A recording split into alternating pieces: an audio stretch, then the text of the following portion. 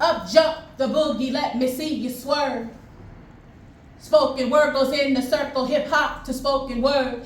Relativity is not imaginary, cause I was feeling this 400 years before me. Listen to the inflections and the reflection of my poetry. Grab on, latch on, hold on. If you can keep up, then you can go with me. See, life, it moves in circles. 360 degrees is how it's playing. From jazz, velvet, and blues, spoken word to hip hop, it's all about what we be saying. Do you recognize our rhythms? Can you celebrate our rhymes? Spoken word, it rumbles to the beat like life, and it's all about keeping time. From the earlier days in West Africa, where my forefathers entertained villages, where they spoke of life lessons, the beauty of sun, recollections conjure up soul-filled images. On the slave days, in fact, cotton sacks on their backs. They would chant while they worked, sounding something like that. It's amazing to see life's pain and beauty conveyed so easily in a line of poetry. Damn. All right. Let me return to my point. Back to the days of juke joints where ladies croon the blues like, sister, you've been on my mind. And folks felt anointed. I'm moving on through from the sadness of blues to the Harlem jazz clubs where the trumpet rang true. It was rhythm, beat, bop, vocal rhythm, ski, bop. Life had rhythm, beat, bop, skilly, bop, bop, shoe, wop. Improv, freestyle, same thing, same style, never the same twice. Real spit, real nice on through the 60s. Nikki Giovanni, Langston Hughes wrote the blues, and James Baldwin spoke free. It was freedom they craved, so deep in the game. When black like a flag, they knew nothing about shame. Gil Scott-Heron, Audre Lorde was right on.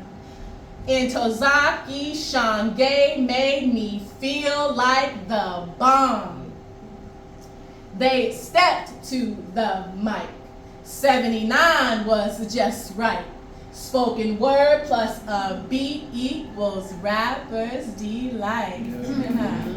It was hip hop, one love, hip hop. It was hip hop, a hip to the hip, hip, a hop, you don't stop a rockin'. See, it was born out of love, out of necessity. Yes, it went in the living circle. Now it's back to me. Roxanne Shante to MC Light to Moni Love, you see. To Queen Latifah to Debrat and on to Flowetry. And I have merely scratched the surface, but you get my drift. Drop on my knees, thank the creator that bestowed these gifts. Spoken word is a movement. Hip hop is a movement. Keep the circle going, perpetual motion. Hip hop coming through, rebirth anew in the bosom of the true spoken word. Word. Check it out. Hey. Do another one. Hey. Do another one. Thank you so much. That's one of my favorites. It's called The Circle, indelibly titled. So I have this next poem. So again, my name is Angela Drew. I kind of coined the term, the stage name, by my Instagram name, and that's She Spits Fire, because that is what I do. Yeah. But you can follow me, or you can join. I don't like to say follow. You can join me on Instagram at She Spits Fire, and that's she_spits_fire.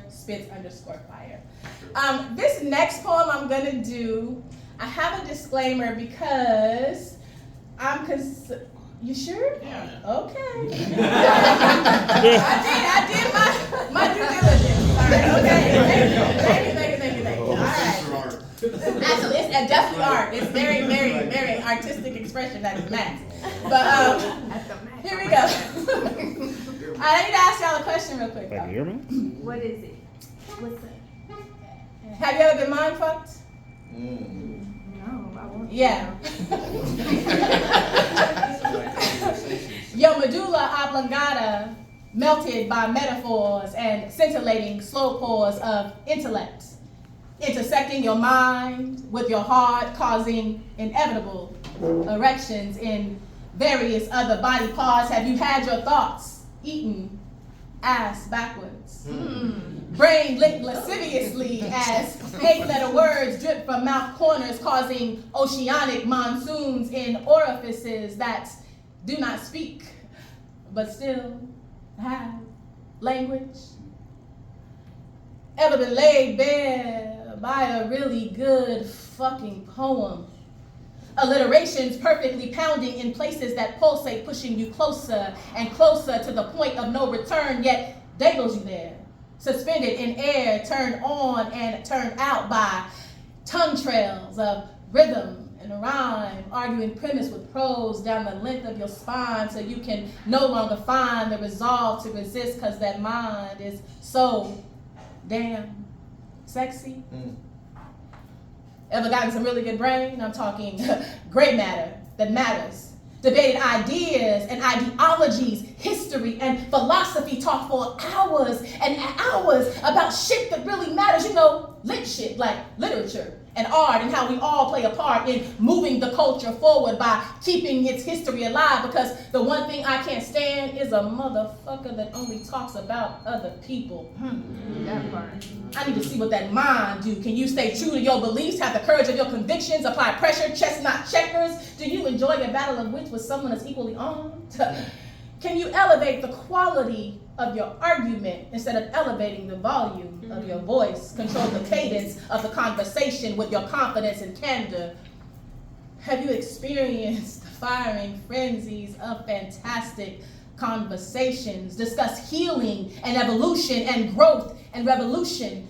Have you played ping pong with numbers? You know, talk finance, multiple income streams and investment strategies, including the importance of investing in yourself.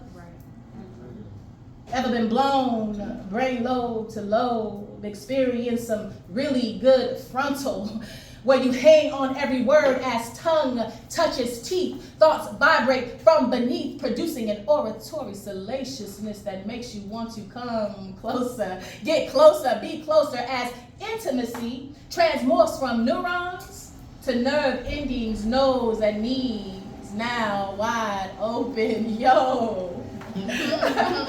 Have you ever been mind fucked? It's a valid question. No? This your first time? You're welcome. Interview time! Interview time! Interview time! Interview time! Yeah.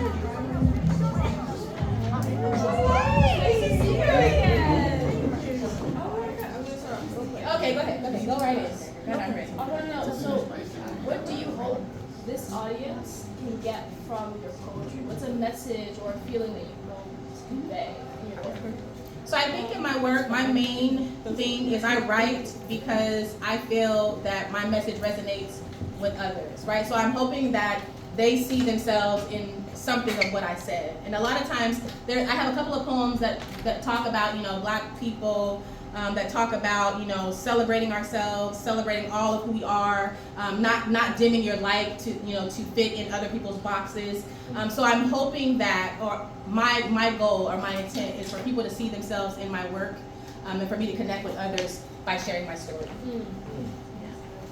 Thank you. Could you talk a little bit about some of the most defining moments of your artistic career? Because I know you've done a lot of stuff, a lot of really cool stuff. I'm gonna say, I think a defining moment for me was, so I took time off to raise my family, right? So I was a voracious reader and a writer, and then I had children, and then as a mother and as a wife, you kind of put yourself, on the back burner, and you lose yourself. I lost myself in the course of a 20+ year marriage, right? And so just finding the courage to come back and start writing again, and then I won. I competed in the Ill List in 2021, and I won. I mean that's slam poets from all over the nation, that are really, really good. And so when I won, it was just like a testament to you can do hard things. You know what I mean? Don't count yourself out. It's never too late. It's never too late to be who you are supposed to be, right? Mm-hmm. So I think winning that was just a defining poem for me that just gave me the steam, the the momentum just to keep going, and go after what you love, do what you love, and go after your dreams. Yes. Yeah, thank you. Last question. Okay. Could you talk a little bit about what inspired your first poem? I thought it was really cool how you brought that kind of circle to life. Okay, so that's like basically, it's kind of cyclical in my life, because I was a rapper back in the day. Yeah. So I'm extremely influenced by hip hop. I mean I love it. It's like the soundtrack of some of my greatest moments. The soundtrack of my life is hip hop, and so just kind of bridging the two to where, okay, I was a rapper, but essentially what is rapping is, or hip hop is poetry over music, you know what I mean? And so seeing it kind of come full circle, and it's all the same, and my poems are very rhythmic. So there's a lot of styles of spoken word poetry, right? But mine is very rhythmic oriented. There's a lot of alliteration, and so so that is pretty much tells my story about my poetry as well. It's kind of evolved from hip hop to poetry, but it's one big circle. It's all the same, and it really goes back to the fact that, griots, that's who we were in Africa. Our histories as African Americans are oral histories. That's how we spread our family histories. That's how we spread our knowledge. They taught lessons and taught through storytelling, dance, song, and so I think that's just ingrained in us. That's innate. That's who we are, and that's kind of what that kind of shares in that poem. Yeah. That's amazing. One more lesson. Oh yeah, can I hold on one second? I want to come here real quick. Sorry, I should have had it with me. It's all good. I'm trying to- Pause. Yeah. She's back. So as mentioned, I'm also a published author of a children's book. So this is my first book, and I'm working on a book of spoken word poetry, which will also be an audio book.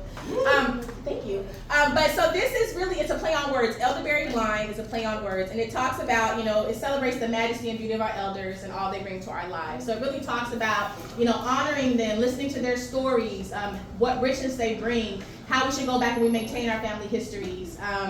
Asking questions, sitting down with our elders, giving them the glory and the reverence that they deserve. I think we need to do that more. We need to teach our children to do that it's important. Elderberry Wine, and it's $18. Only $18. Only $18.